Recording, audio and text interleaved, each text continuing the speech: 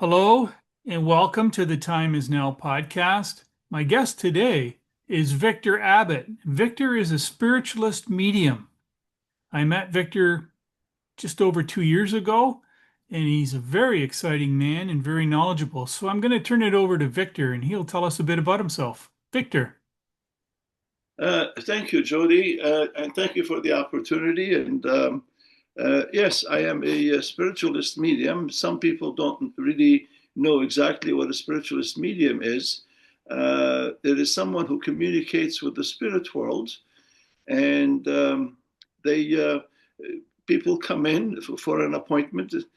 And let's say, for example, a mom comes in who had lost her child either in an accident or a suicide, or a lady comes in and lost her partner in similarly.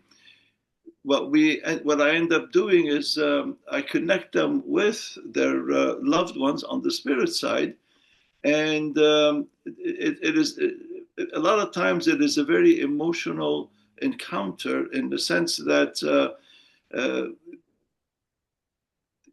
just by giving them evidence that this is their husband or their partner or this is their son or daughter, they accept the fact and they recognize that it is truly their loved ones on the spirit side. Now, what is a medium exactly? A medium is psychic, as well as psychic. That means a person who gets in touch with the person here on earth. In other words, there's a difference between being a psychic and being a medium, but the technique is very similar. In psychicness, the medium connects or blends with the individual that they can see. And mediumship, the person also connects with someone on the spirit side of life that they cannot see. Now, what does that mean, blending?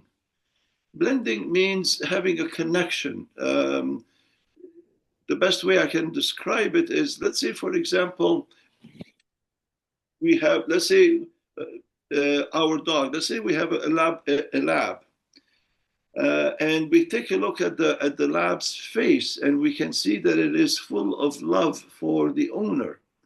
And so, how did we know this? Is because we have blended, we have become sort of one with the dog, and we can feel that the love of that animal for us. In the same way, for example, let's say we love an individual, our spouse or our children, and when we are speaking with them, these are in the physical world, and when we are speaking with them, we feel their love. When we are communicating, we feel one with the person, and that's called blending. That's called feeling the other person. Now, blending is much easier, of course, when we are seeing the person, but it is also not that difficult it takes practice to be able to blend with someone whom we do not see. And so that's the difference between being a psychic and being a medium. There was a period of time whereby I lived in Lilydale for about 10 years. And in Lilydale, it is the largest spiritualist community in the world. And it is in about an hour and a half south of the border. I live in Brantford, so it takes about an hour and something to the border, and an hour and 45 minutes to Lilydale. People usually come in around primarily during the season, which is at the end of June, last Friday in June, and it's finished the first week in September on Labor Day. And you have a lot of people walking around and asking to have readings and things like this. So that's the busiest season. Now, also during the regular year, we still had people come in, not necessarily so much in November and December and January when you have a lot of snow. At that time, we would use the telephone. We can communicate with them with the telephone, or like we are communicating here at the present time with Zoom. And so it is a year-long client-centered, and the main thing in mediumship is to prove that we don't die, that we continue on living, and we continue living in a different environment. I call it usually in another country, so to speak, but it is um, like, but without the physical body. Now, mediumship is the purpose of it is to, another reason is to be able to um, relieve, let the loved one who comes in for a reading recognize that we don't really die. And especially sometimes a father or a mother or a spouse comes in who had uh, not being a very um, good citizen when they were here, and they recognize that they have erred with their against their loved one. And what ends up happening is that they come in and they apologize. They recognize that they see the error of their ways, in a sense, when they are having their life review. And so they come in and they apologize. And that also is very healing for the individual. Now, in order to be a very good medium, one needs to be a very good psychic. Um and because the two of them go hand in hand, how can we get to the point of being a good medium or a good psychic?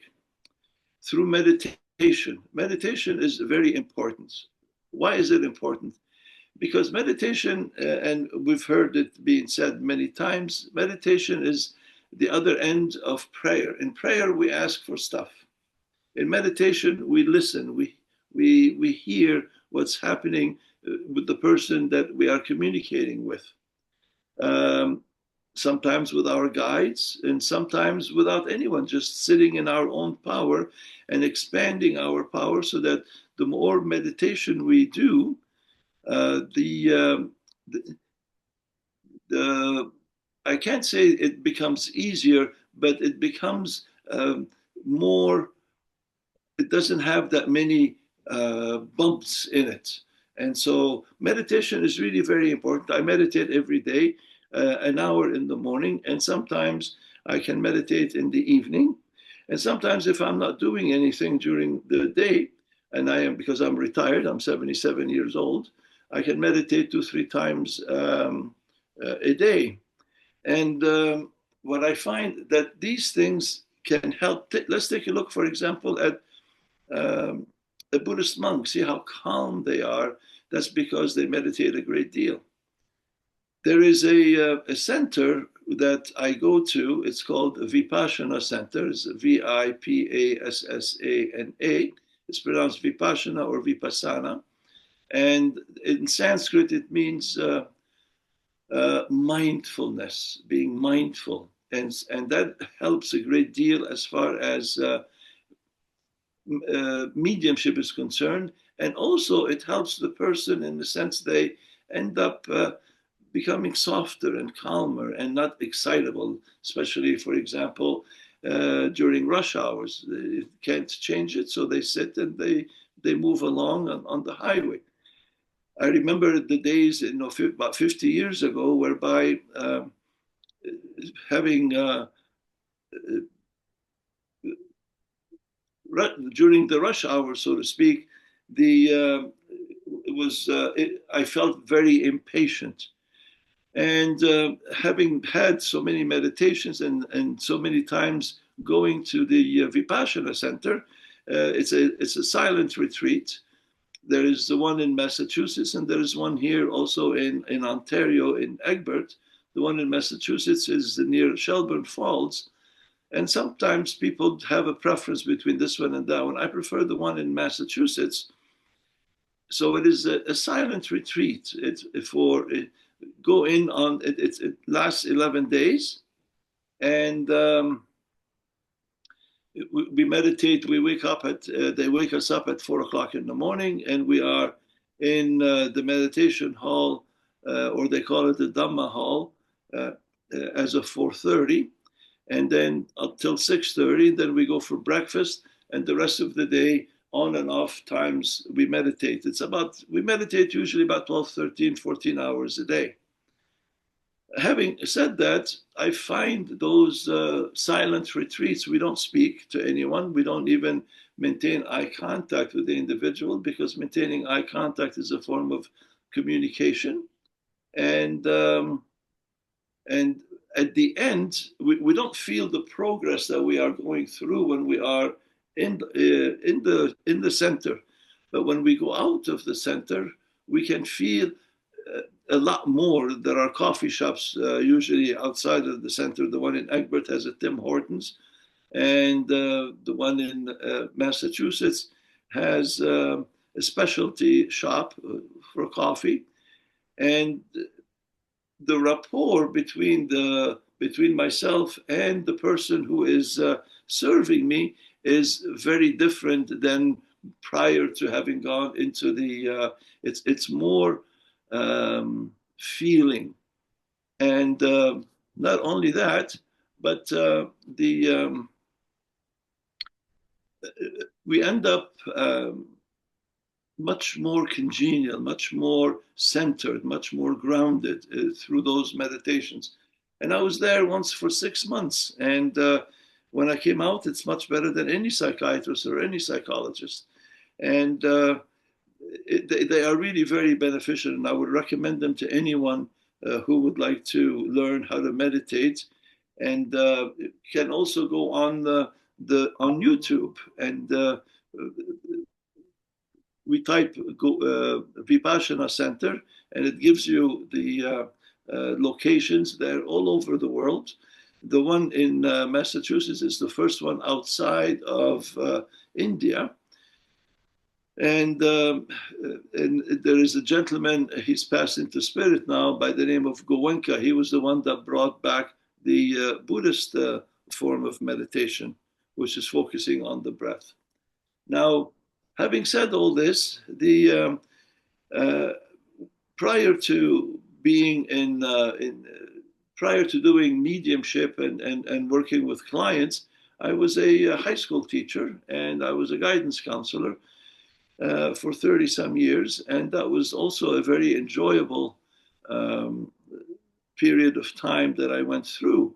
And I am sure at the present time, having meditated, that having had the practice of meditation, I am sure my work with students would be much more different than what it was before. I also used to coach volleyball and coach tennis and cycling as well. And we did have a lot of fun. It was an experience that I wouldn't want to change in any way.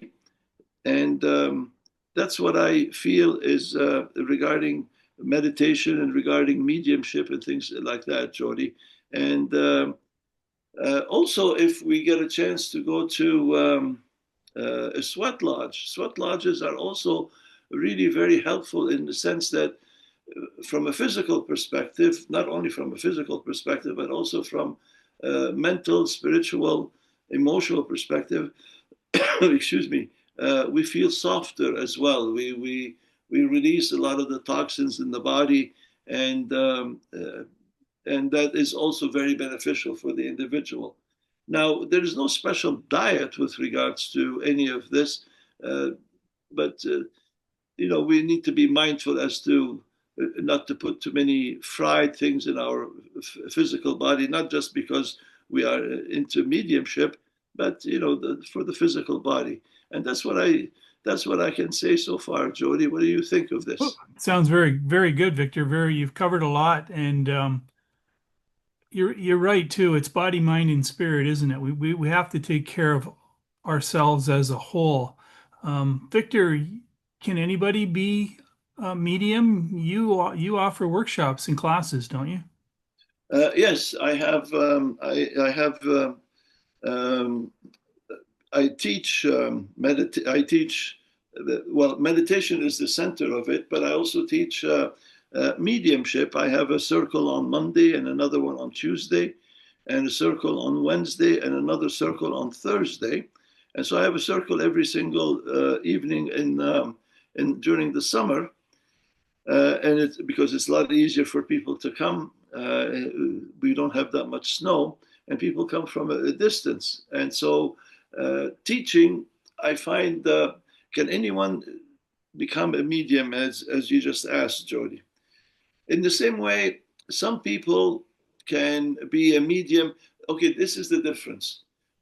Everyone has the ability to do it, whether they exercise it or not, and how far do they go with it. Some can, let's take a pianist, someone who is learning how to play the piano. Some people play the piano with their fingers, while others play the piano with their heart. And so there is a difference between the two. Now, those who have the ability and really work on it and do their meditations and go on workshops and take classes, they become those who are able to play the piano with their heart or the violin with their heart instead of just with their fingers. Now, there are teachers also. I mean, I also have teachers that I go to, Phil and Carrie. They are from England, and it's like I remember when I was in the teaching business, we used to go and take workshops in teaching or workshops in counseling, because there are always people who are better than us and that we go to and we can learn from them. Similarly, with the with mediumship, with this type of work, there are always people who are better than us, and there are people who are not as good as us. So I go to the ones who from whom I can benefit a great deal, and it's a sort of shopping around. And then when you find the right person or the right group, I end up sticking with them. And there's one, as a matter of fact, coming up shortly in a couple of weeks in East Hamilton Spiritual Church. This is the church that I go to, and they're coming there to teach mediumship, and it's they're extremely knowledgeable. They know exactly what they are talking about, and they practice what they preach as well. Now, the to be mediumship also changes the person. I find it. I am not the same as in my. I'm 77. I'm not the same today as I was at the age of 20. But most of us also changed like that. But I find that having gone through meditations and mediumship and being of service to others, I find that it also helps the individual themselves regarding their state of mind and their mental, their physical, and their spiritual aspects. They also become more spiritual. So, and I'm very lucky and very grateful uh, to have been on this path since 1995. That's about 30 some years, and it's a feeling of a sense of gratitude that I can be of service to others. Uh, yes, Jody. Yeah, I'm going to share an experience. Victor, when we first met, it was over 2 years ago. You were doing a workshop and I'd signed up. There was a whole group of us and we did a couple exercises in the beginning, and then you led a guided meditation and talked us through a process. And in that process, my great grandmother gave me a message that I needed to go see my mom immediately. And that was life changing for me. So that was, a very powerful experience. I've been through a lot. I was connected with the East Hamilton Church probably 30 years ago. And then I've been away, but I've recently reconnected. And again, we've reconnected. And boy, it's exciting, Victor.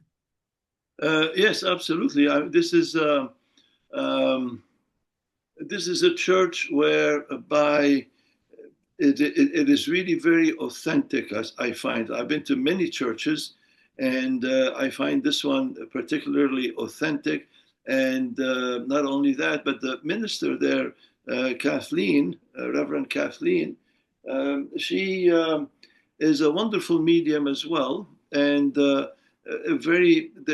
a great deal of empathy, there's a great deal of compassion that comes from that person. And one feels it also when we go into the building, into the church. And so what do I mean by that? Let's say, for example, we go to somebody's house. We can either feel gentle, we can either feel serenity in that house, whereby we want to stay and talk with, or sometimes we go to a place that we don't want to be there. It seems um, edgy and not comfortable. Well, the same thing when we meet someone. When we meet someone, sometimes we gravitate towards them. And sometimes we meet some people that we want to end the conversation as quickly as possible, but politely, of course. So it's that's all of this takes place. We become more aware. And when we become more aware, we can become the more aware we are, the better medium we will become.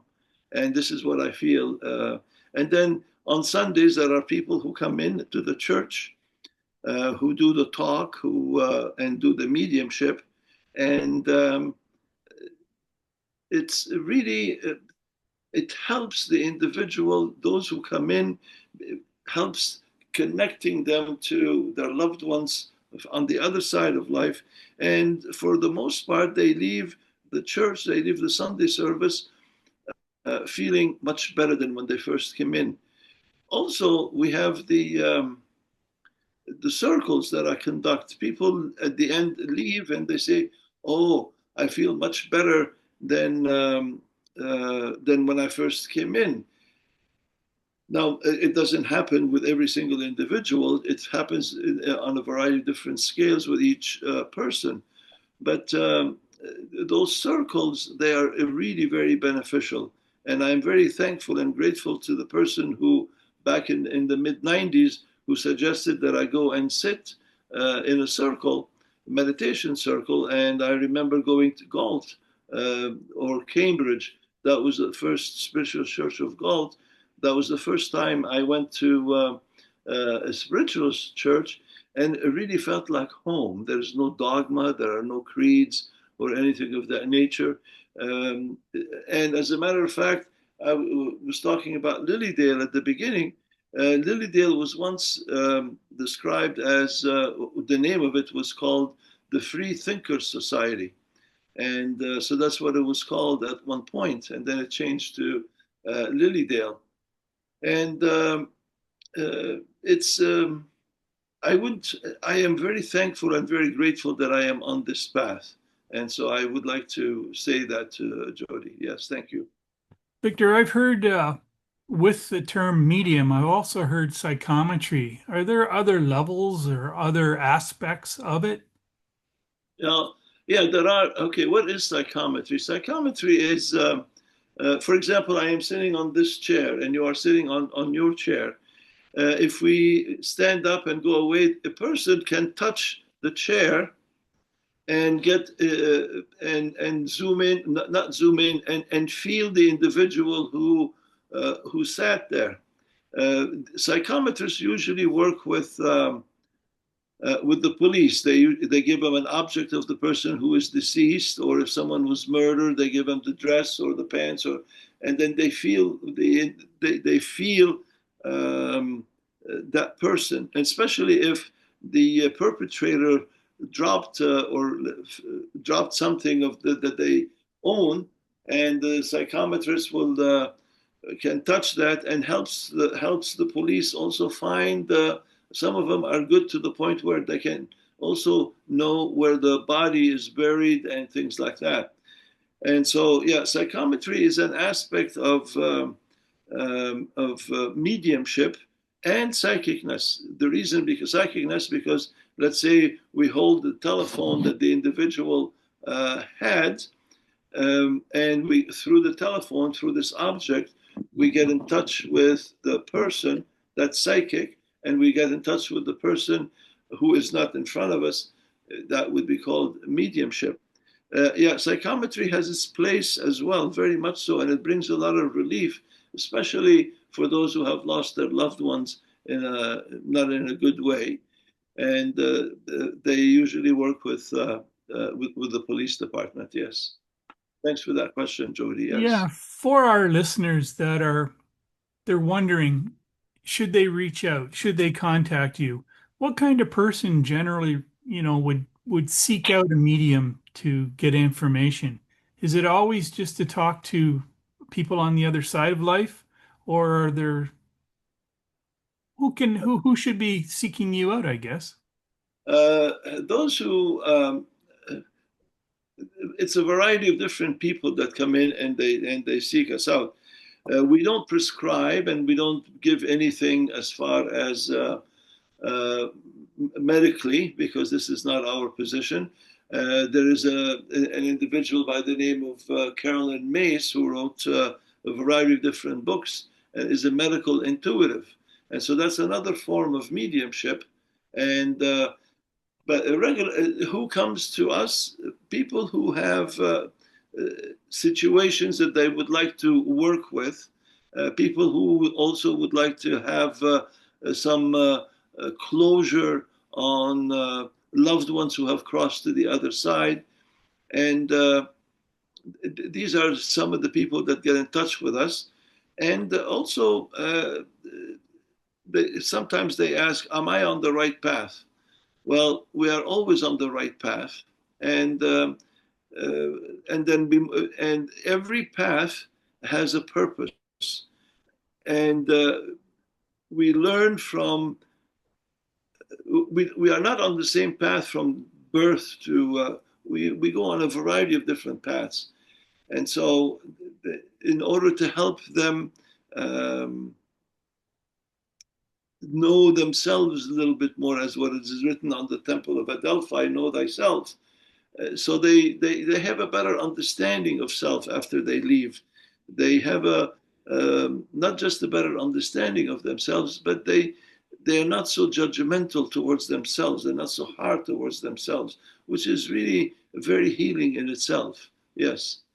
And you offer this as like a one-on-one consulting? Do you do in person, or is it done on Zoom type of platform, or? I mean, there are some people from California, even from Hawaii. I do those either by the telephone or on Zoom. And there are people that come in person to my residence here, and they book an appointment, and then they come in. The appointment is about an hour, and the and sometimes, I mean, you can't stop the appointment, but if the individual is emotional, so sometimes it goes past an hour. So this is why I book them and I leave time in between. They yes, it's by appointment. It can be in person, it can be by phone, and it can be by Zoom. Now, some people prefer the one-on-one. They feel but we are dealing with an intelligence on the spirit side of life. It doesn't really matter where we are. Energy goes everywhere. So we don't necessarily have to be in the presence of the medium in order to, but usually that is a sense of comfort for the sitter, for the one who, for the client. They would like to see the person. They like to be, but since we are dealing with an intelligence, it doesn't really matter where the person is. Yeah. Yeah. And for the person that's thinking they might want to explore this farther, they have no training whatsoever and would like to get started. Do they come to one of your circles, or do they contact you and you have a class for them? How does that work? Yes, if someone wants to experience um, this type of work, this type of service, they get in touch with me, and depending on their level, they go in on a Monday or a Tuesday or whatever, depending on their level, and and then they learn. And sometimes, I haven't seen anyone who has come to any of the circles, whether mine or others, who said, "No, this is not for me." And so what ends up happening is that they want to excel, they want to do more. It's like a regular basketball player. You have them. They want to, depending on how much they want to train, they can be just dribble or they can be another Shaquille O'Neal or something like that. Depends how much they invest into this type of work. Yes, absolutely. Yeah. Yeah, and I know on the spiritual path, I'm on a spiritual path. I've done a lot of work on my own, but something has driven me to get out, and there's great value in meditating in a group, a structured group and done properly. And that's why now I've connected with you. I'm going to join you in one of your circles. I just feel that pull. Yes, I look forward to it. It's going to be on Monday, and it's about 2 hours long. And we start with a meditation. We start first,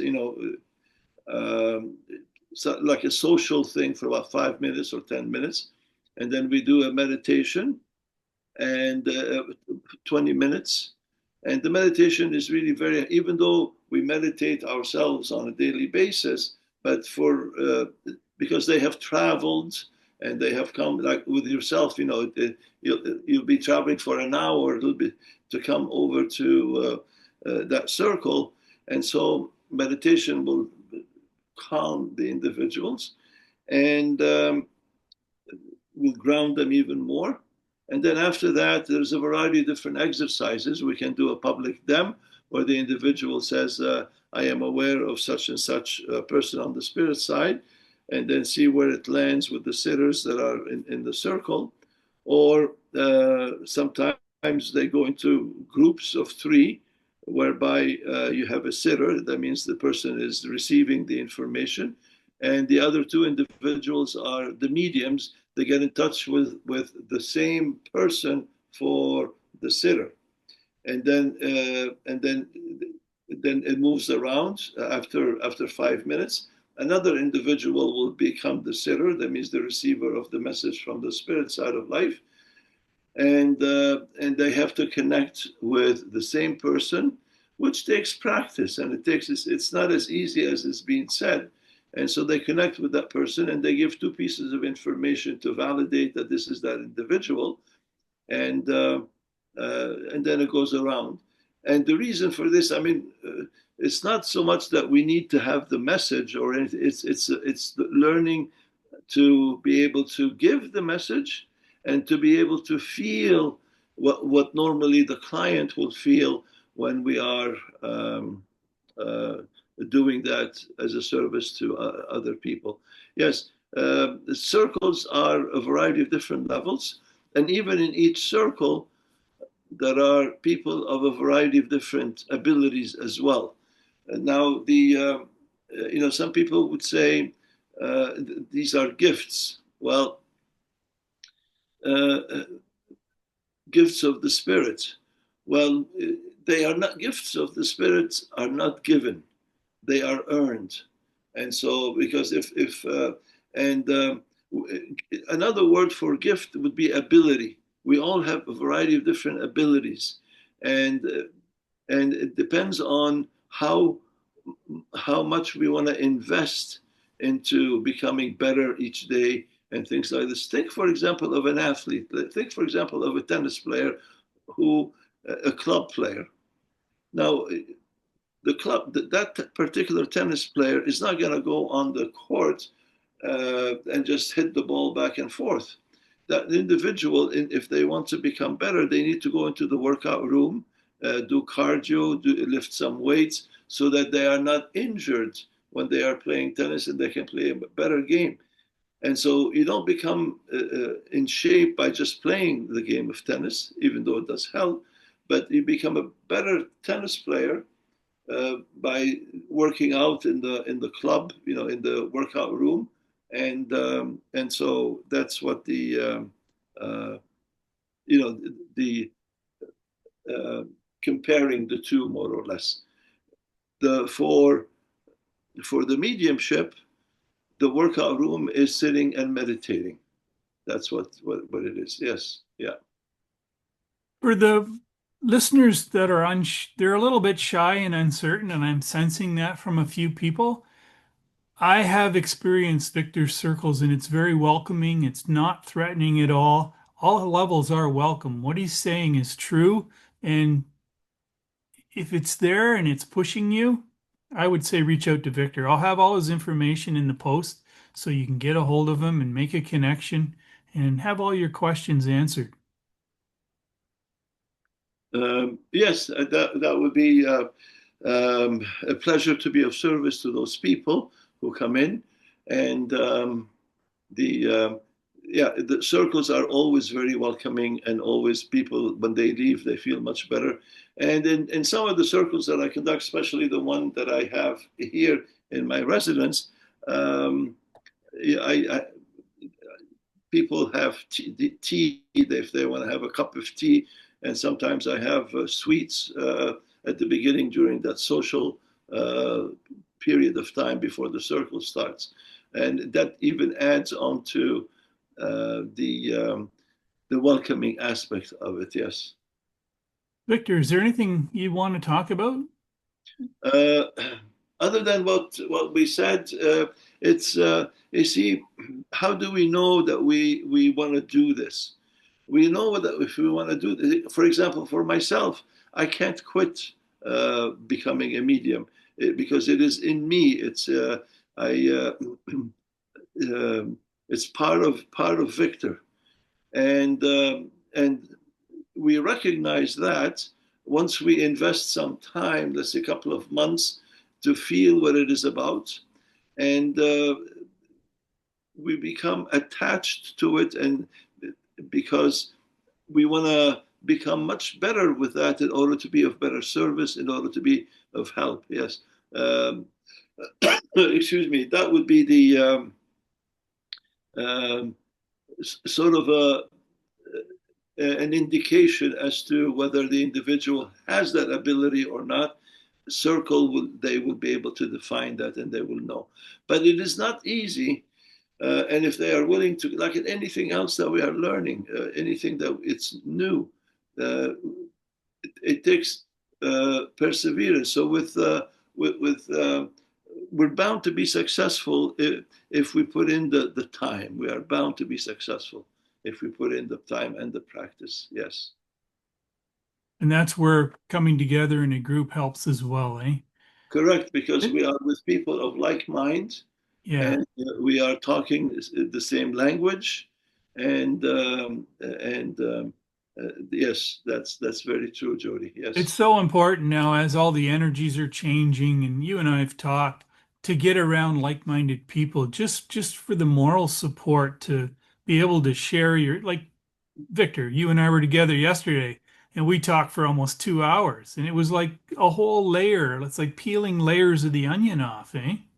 correct. Yes, we were in the lodge, the sweat lodge, and that was a very nice experience, I would have to say. And when I came home, I took a long shower, and then I slept for about 2.5 hours right off the bat, and then had a cup of tea, and then went back to sleep, and then woke up in the morning very refreshed. So it is.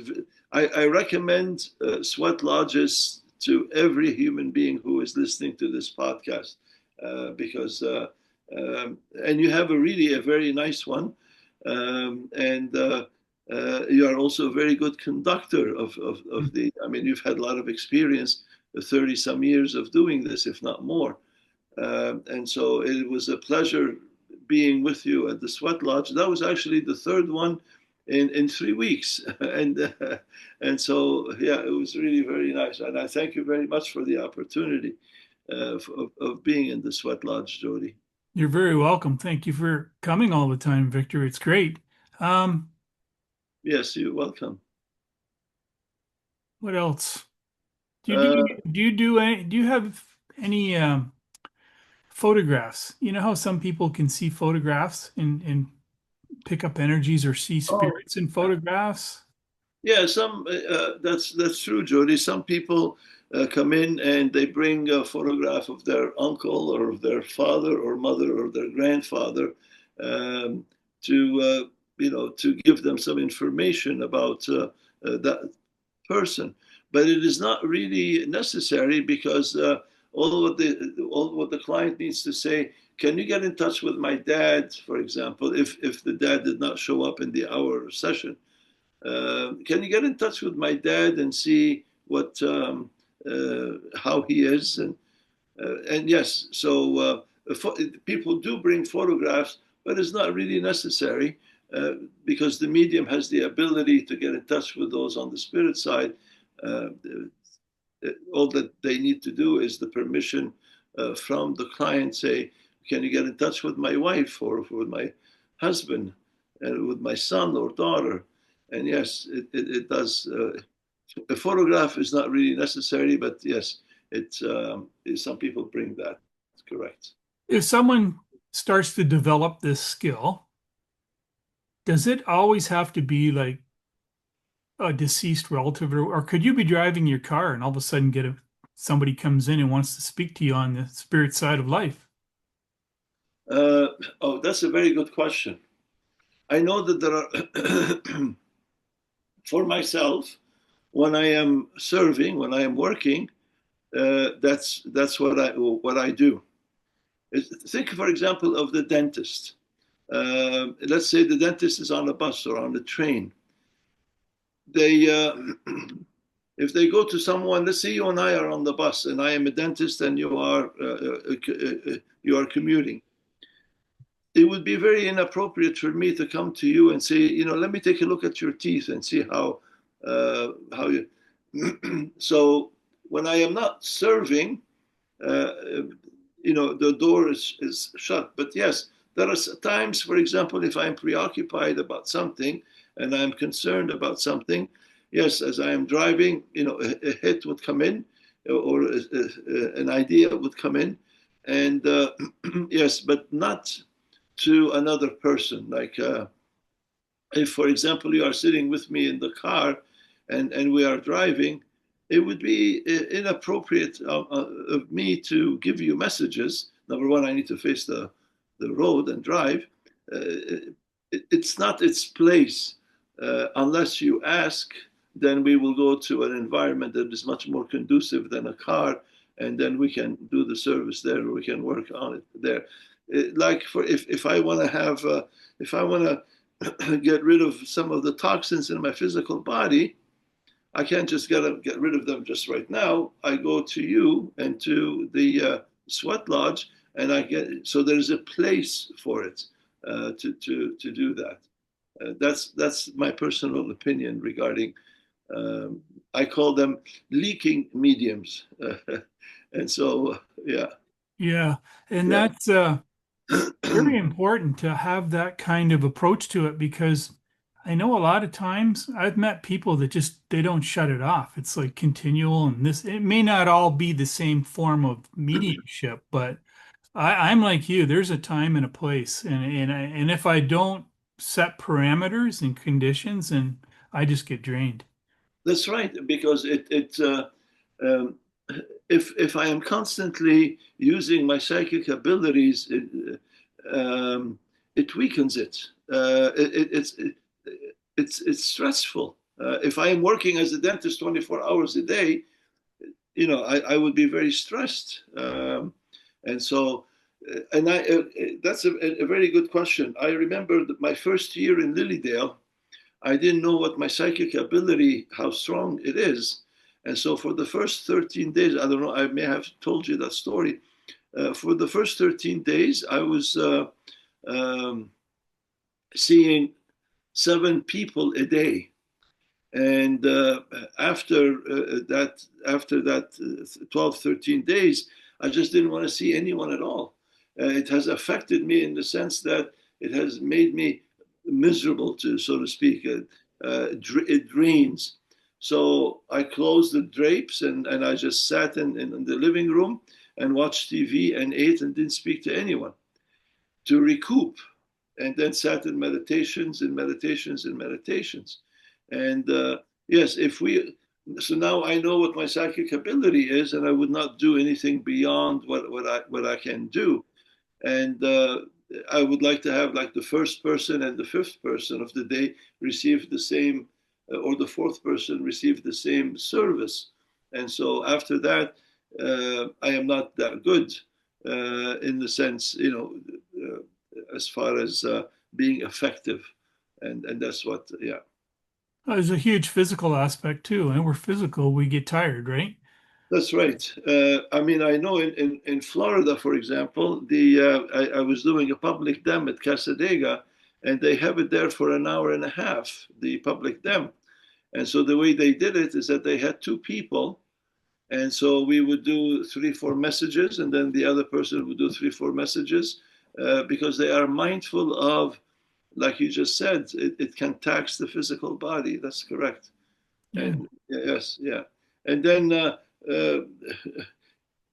usually a lot of mediums, they love chocolate, and for some reason it's, and so after a session like that, of an hour and a half, or even I hear it from my students, I really want to have some sweet tooth. I have a sweet tooth. I want, and so when they go home, they indulge in sweets and stuff like that. The reason, I don't know the reason for that, but it seems to be with some people, they like the sweets afterwards. Yeah. So this is why sometimes I offer them the sweets beforehand with Yeah. the tea. Yes. Yeah. Yeah. I Yeah. have to watch the sweets anyways. Yeah. Anything you want to close on, Victor?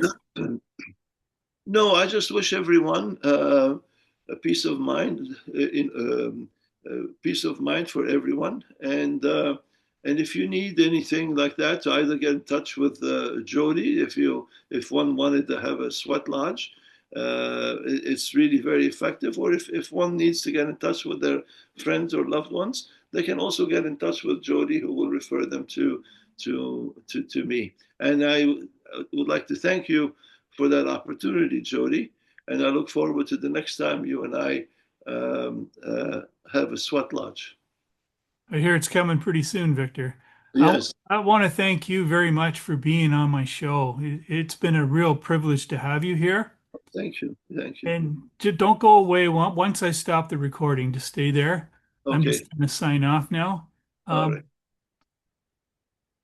This has been the Time Is Now podcast, and I want to thank all our listeners who have joined us once again, and we look forward to sharing with you all again soon in the future.